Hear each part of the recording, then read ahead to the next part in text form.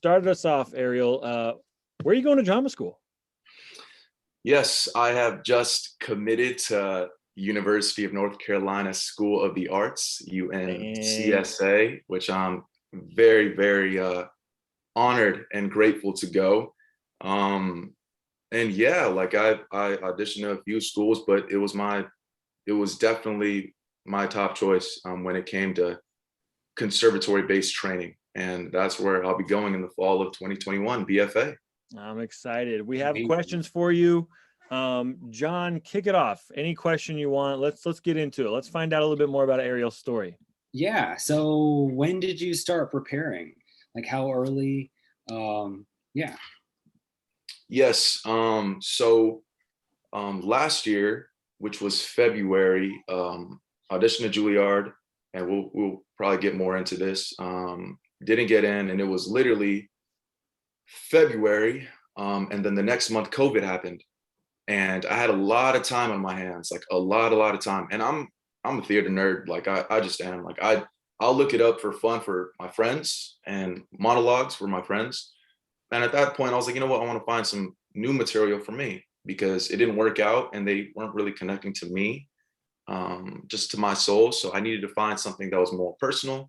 And that's what I did. I started looking up monologue stuff. So it was really, I started looking up monologues, and it was from Anthony's video of Shakespeare. And I bought Speak the Speech. And I was just literally scrolling like on my Kindle every day, trying to find things that related to me.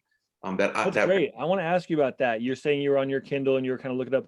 A lot of people are, especially in COVID, looking up monologues online. So you're saying you were on your Kindle. Where did you go to flip through pieces? Through the book, or you were saying you were talking about our book. Yeah, Speak the Speech. It's like the completed, not, I don't know if it's the complete works, but all the monologues from I see. from Yeah, Shakespeare. and I just that on Kindle. Just bought it. Yeah, just bought it on my Kindle. Just bought it and literally just swiping every day, seeing what would work for me. And that's what I did. And also asking teachers, and I've seen, like, youth talk about doing things that you've done before in previous productions. I did Jesus Hop to the A Train. We'll get more into monologues, what I did. But Jesus Hop the A Train is my favorite play, at least one of them. And it's Angel's character. It's not really specified, but to me, he's a Latin American in a prison at Rikers Island. And but anyways, to answer your question, yes, I started in March of last year, just looking through monologues. Yeah. I think that's smart. John, when did you start? Do you remember preparing? Like how long before the auditions? Oh my God. Which one? Undergrad or grad? For grad school, for Yale, I mean, one of my pieces I'd had for years and I really loved it. It's that piece by Terrence McNally, Andre's Mother. I worked on that since undergrad. So like 2010, 2009, maybe even earlier than that. And it's something that I just kept revisiting, like in classes and stuff that I took even after I graduated from undergrad. I kept revisiting that material. Shakespeare, I didn't have a whole lot of experience in that area, so I ended up working with a coach from UCLA, and so I guess that was closer to the audition. Probably, I would say July, August, I started to like read plays, same sort of thing, like reading plays, trying to find stuff that really spoke to me. Ariel, did you have both your pieces? When did you find your pieces? Yes. I know you had Jesus on the A Train, but like, did you decide on doing that right away, or when did you kind of like choose? No, I didn't decide right away. A teacher recommended that to me.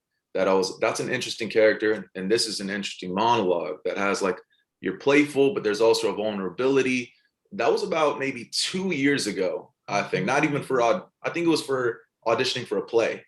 That wasn't even for schools. Okay. So I started working on that like 2 years ago. And Blue Surge by Rebecca Gilman, which I didn't know about.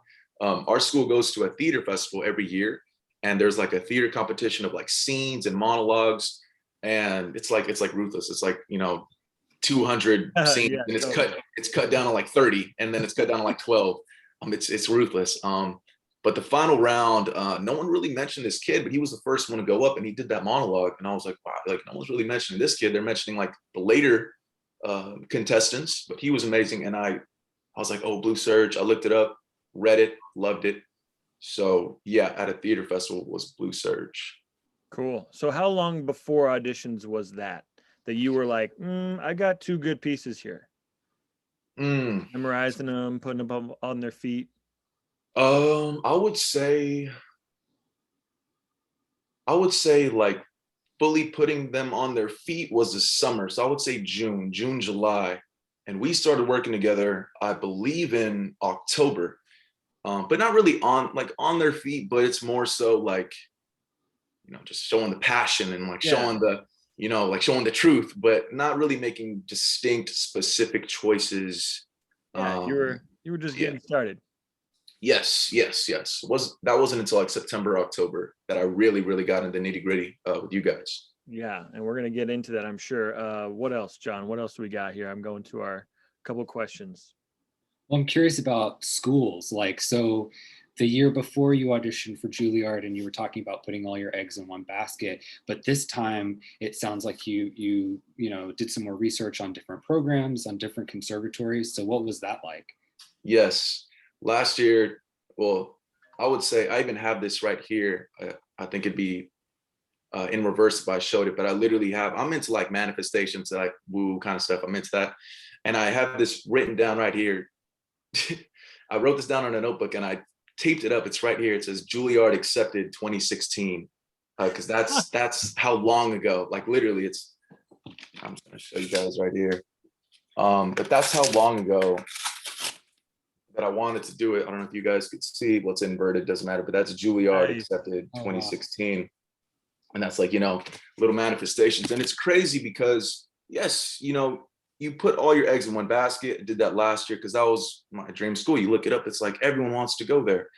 But this year I decided, you know what, I'm gonna do more research, and I'm not trying to like, sell anybody or like I hate advertisements, but I'm just being honest.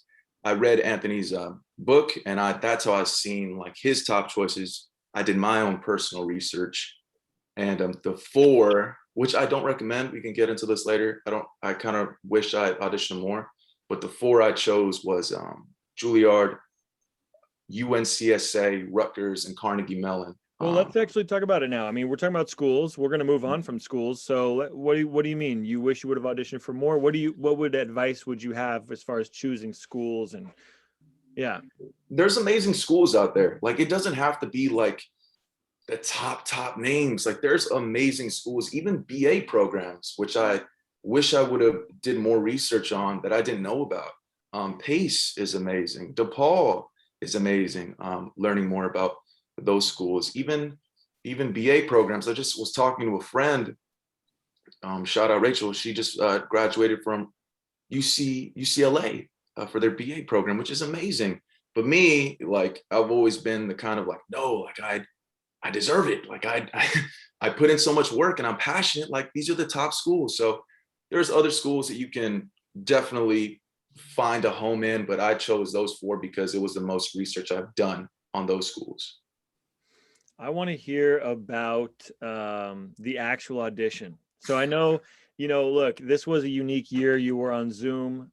We don't know what schools are going to do moving forward.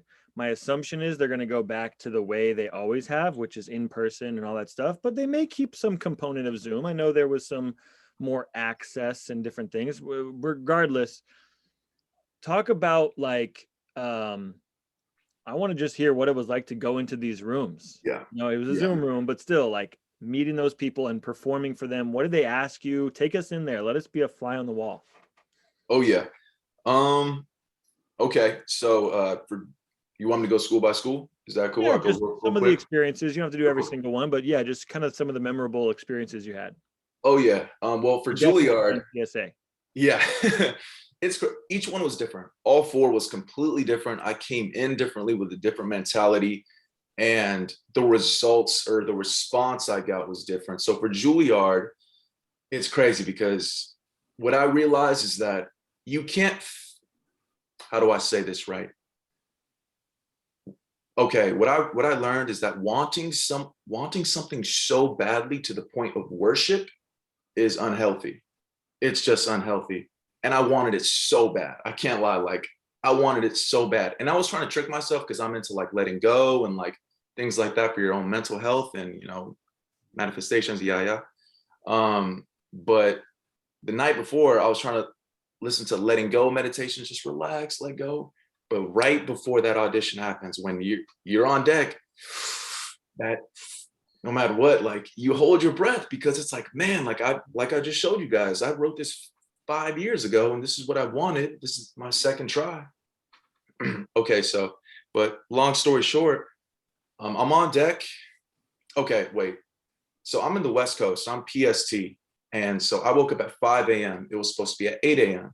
I woke up at, well, like 4:30 a.m. because it was at 5 a.m. The warm-ups were at 5 a.m. I didn't go up until I believe 11 a.m. So I'm up from 4:30 a.m. to 11 a.m.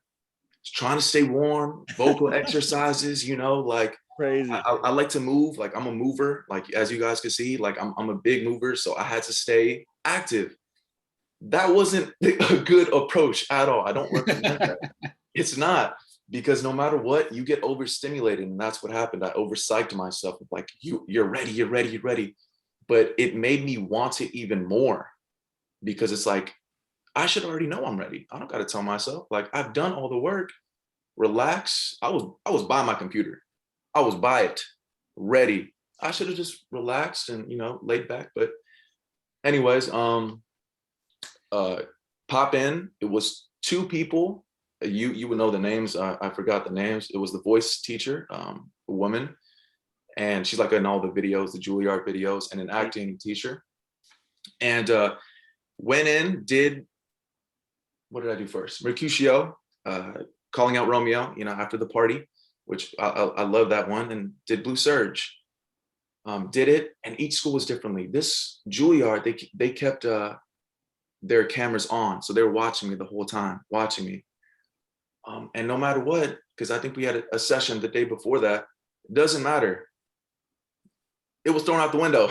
Like, just honestly, it was completely thrown out the window. Mercutio was cool, but but Blue Surge, it was like, no, like all I cared about was the moments, which is not bad. It's not a bad thing, but I'm a pusher. I can tend to push for emotion. They got to see my passion. And at times it's like you're trying to amplify truth in a way, which I don't think is, you know, the truth. The truth doesn't need to be pushed. And that's what I was doing. So did that. They wanted to see a song.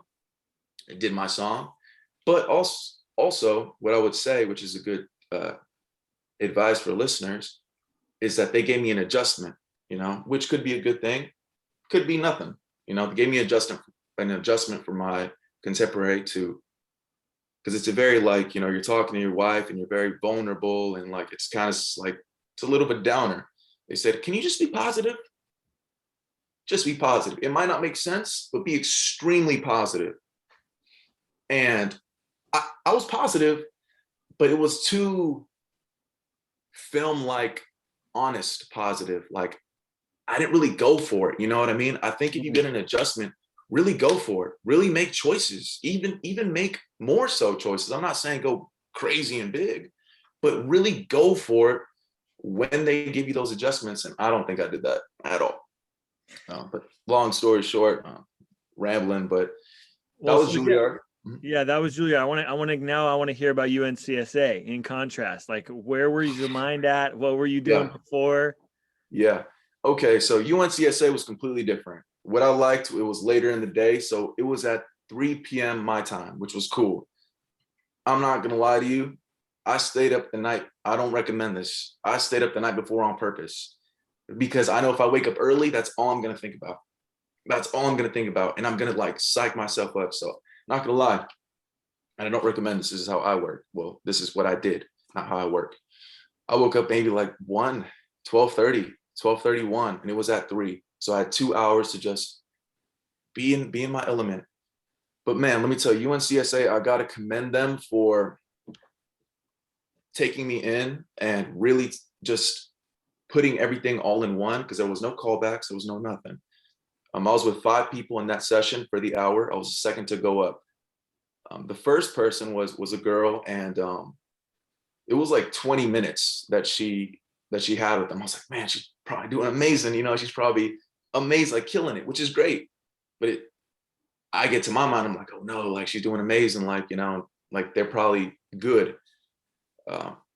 Went up, well, they popped up, and I just felt so, I let go of that want. I just let go of it. And there's one thing I want to tell like listeners right now that really helped me, and what I remember is that what I was telling myself beforehand was that, why am I doing this? It's no longer to get that yes, get that acceptance. Like, no, we accept you. It's like, no, I'm literally doing it because I love it, because I want to play and I want to have fun. Like, I'm doing it for the sake, what Rodney Mullen said. I love Rodney Mullen. I'm doing it for the sake of it. I'm doing it for the sake of theater because I love it and I'm going to play. And who cares what they got to say? I literally was someone, who cares? Like, I don't care anymore. Yeah, man. I think that's, you know, anybody, not just schools, but anybody who's in an audience of a theater or a movie, like we can sniff that, right? If someone's there because they're having fun or because they're just like in it for the right reasons, that's fun to watch, as opposed to someone who you know is doing this because they're trying to get to the next place or they're doing it with some other things. Like, we want to see people play. Right, Oh yeah. right, John? I mean, would you agree with that, John, in your I experience? would, yeah. I mean, it's really, and I mean, I feel this all the time, even with auditions for projects as well. It's like learning how to train yourself where to put your focus, you know, what's going to be the most helpful, and like being able to focus on the character and the circumstances and really diving into that and the joy of that, and knowing that you have the opportunity to do it at least this one time, right? Rather than trying to impress or trying to show them everything that you can do. You know, it really is sort of a mindset shift. But it's it's easier said than done, that's It for sure. is. Oh, very much. Yes. Yeah. So like, what did they ask you to do in that audition? What was the experience like? Okay. I went in, did my pieces. They did something interesting. They were the only school to turn off their cameras, which made me feel way more comfortable. Because no matter what, I don't care what nobody says. When you're supposed to zone people out, we're like designed to see people in our peripherals. Like, that's just how we are. But for them, they turned it off, which made me more comfortable. And I can't really tell you, and this is probably like a bad thing, but I can't tell you exactly how the contemporary went. All I know is that I was in it. Like, I just got lost in it. I can't even tell you like, oh, I hit this note, I hit this on this part. I really felt like I just let go. I surrendered to the text. Not trying to push, and I'm a pusher. So I was happy about that. Did Mercutio, felt really good. I tried new things. I tried to discover new playful things, like, and that felt good too. Did my song. They asked for the Jesus piece and the Jesus Hop the A Train piece. And I love that piece. And I tried even different things. And it was weird because my dad walked into the end of it, and it's like pretty like, you know, it's pretty like, oh, like that's some, what are you talking about, you know?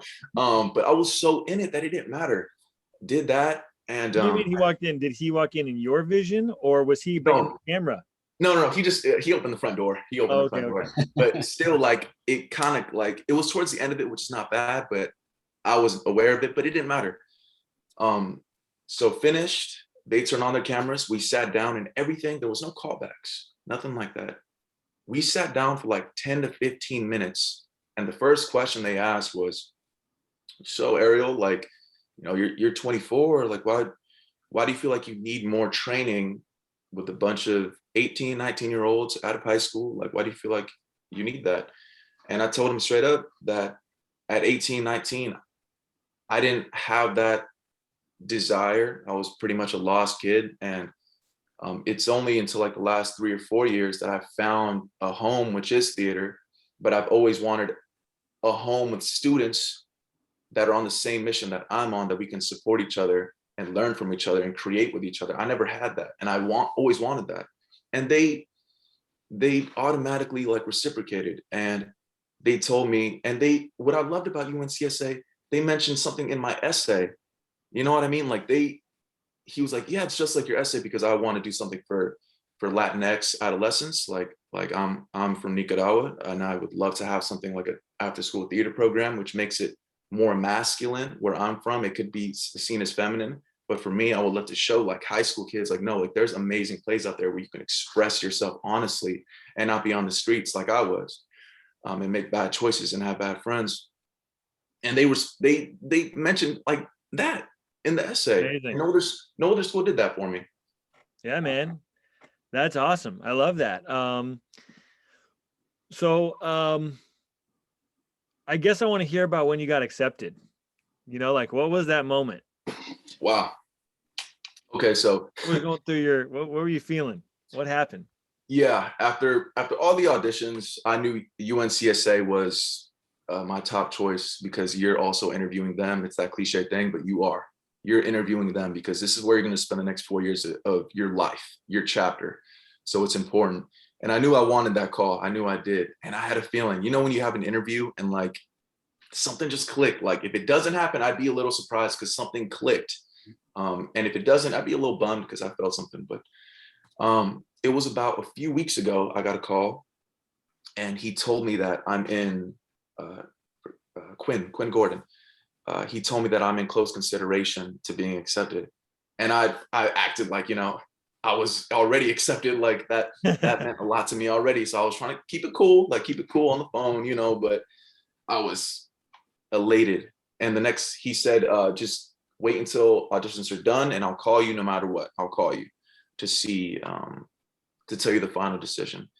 And that was the longest 10 days of my life, literally. Like time went by so slow. I swear. And I was talking to my mom about it. I was like, Mom, like, you know, he's not calling. Like, what am I? Because he called like 2 days later after he said he was gonna call. And I was like, Mom, he's not calling. She was like, relax, just let it go. If it happens, it happens. It's meant for you. It's gonna happen. He called, said, you know, you being accepted is a true testament to you as an actor. We hope you choose us because we would love to have you to be a part of our program with our students. It was immensely competitive, but we love your work. You're a very talented young man. And yeah, we hope you choose us. And to me, you know, hearing that and just showing you guys Juilliard accepted 2016, getting from that, you know, to working with Anthony, you know, COVID, the craziness of COVID and the stresses, and like, you know, it's been hard for everyone. To getting that call, you can't help to get emotional because it's been a journey. But you know, it's that cliche thing. I was not ready if it would have happened earlier. My gosh. Does that bring back memories, John? Like I just got goosebumps listening to Ariel. It does. It does. It makes me think of callback weekend at Yale. And then I was at the gym actually when I got the email. Oh, nice. That's like, oh my God. Yeah, that's amazing. That's so amazing. That's great. Yeah. Well, let's talk a little bit about your process, because you worked with us. Sir. And you grew so much, I can say. And you worked with different coaches and everything. So tell us, yeah, I guess a little bit about how the sessions were for you and what your journey was throughout those. Just kind of from there, jumping off. Oh yeah. Well, doing coaching, and before I say anything, I'm not being paid to like, you know, like gloat about how to get into drama school. Like I'm nothing like that. But to me, it's the reason why I got in. Just simple as that. It made me really learn how to analyze text and make specific choices, but also allow room for discovery if discovery does happen, which is what I needed. Because I can fall into just the patterns of like, no, I have to hit this note on this line, say it like this with this inflection. But what Anthony taught me is like, yeah, we're gonna, you know, make choices, but if something comes up, go with it. Go with that and allow for discovery, even if it's the wrong choice. Like that's okay. Like, and you may feel like you failed a bit, but that's all right. So working with and it's, you know, I worked with Anthony and Brandon, and like they work so differently, but both so beneficial in like different ways. Anthony, I feel like I made very distinct choices, and we thought a lot about character and you know, what just happened right before this scene, like what really led to why he's saying what he's saying. Every sentence, why is he saying what he's saying? Why? Constantly asking yourself why. And with Brandon, it was so much about the inflection in sentences that makes it easier for you to hear your text and monologues. It's like, I liked how he said it. It was like, it's like you're literally moving someone like they're, when someone's listening to you, you're moving it little to the left. No, little to the right. You're dictating how they're listening. So both very valuable, and it made me just a better actor, honestly. Not even just for auditions, but I'm doing it right now. I'm in a show right now, and I'm doing it for my text in the show. So an outdoor show. That's awesome. That's awesome, dude. I think you were just a pleasure to work with. You were willing to play. Like, you know, I know you have that improv and background, and background in improv, and you know, you're just willing to play. But yeah, many you had in the beginning, you had, just like many of us when we are auditioning, you had your idea. Oh yeah. You know, Yeah. you had your idea, and also you were similar to me in that, you know, you're athletic, and you know, I also was kind of a pusher and all that stuff. I wanted to, like, you know, show or Yeah. force my idea, and so you had a lot of unnecessary tension and all that stuff, and that was totally fine. But what was great about you was that it really didn't take long. I mean, we worked for 8 sessions, I think. We had 8 sessions together, and Yep. within those first two or so, you were pretty much coachable, you know, as far as like, look, we're discovering new territory together, as opposed to like, you should coach me towards my idea of what this piece is, right? No, you were really quick to just be open. And Right. that was good for you because you found whole new things in your imagination that obviously you were able to play with. Yes. And I I truly discovered, how do I say this? I fell in love with acting. Honestly, I did throughout the sessions. I was kind of tired of it, to be honest with you. I was going to audition, but I was like, man, like, you know, I'm 24, and we talked about this. Getting into a BFA program at times may be hard when you're 24. For an MFA, it's probably cool, but I think schools take into consideration that I had a fair amount of training at my community college. They see that on my resume, and maybe I'm not as malleable. Maybe they won't see me as, you know, teachable, or I have too much habits or techniques that I can't, you know, erase or mold into like their techniques. So it was getting to my mind. And but honestly, like doing the sessions with you and finding new discoveries, and again, I'm not trying to sell anything, but it made me fall in love with acting again. Just, you know. That's awesome, dude. I have no response. And John, I know John wasn't with us officially when you were coaching with us, but I mean, when you were, yeah, getting coaching, but John, you know, has worked with a lot of our students. Same thing. Obviously, he's official now, so he'll be working with students next year, Nice. and all that stuff. But what else, John? Where are we at? We're wrapping up here. Yeah. I mean, I think all of this is great. I was thinking about like just in terms of process and being able to, I think it's so important to feel inspired, right? And Yeah. like finding different ways to shake things up, especially if you have a piece or a couple of pieces that you've worked on for such a long period of time, you know, that it can become kind of like, okay, I'm doing it again. Or and yeah, so I'm just curious to hear you talk more about like that mindset for you of how to stay how to go through that roller coaster. You know, it's like, oh, I get really excited and that, and then now I start to psych myself out right before the auditions. Like the closer it gets, did you start to feel more nerves pop up? What did you do to sort of manage that? You've talked about like you know, meditation and manifestation and stuff like that. What's your sort of process there? Yeah, I think for me, like like I was saying earlier, but in a different way, for me, I had to remind myself why I'm doing this. And for the longest time, it was for the wrong reason, to be accepted. Please accept me. You know what I mean? Like I won't feel enough until I won't have made it in life until I feel like I'm at a top program. And that's how it was. And you smell that like in any interview or anytime you meet someone, you can sense like a sense of need that this person wants something from me. And until I shifted that to like, no, I truly love expression, like perform, not even just acting. Like I love Latin dance. Like I just love expression.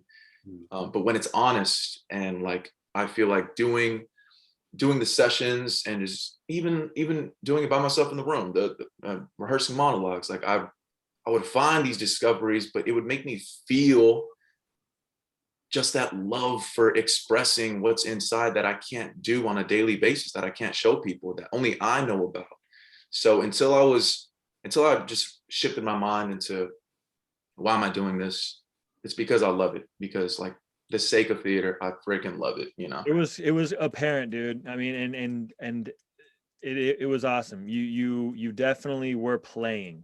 And also, I want to ask 3 words that just describe the whole thing, the Ooh, whole journey from beginning to end, or where you're at now. 3 words. yeah.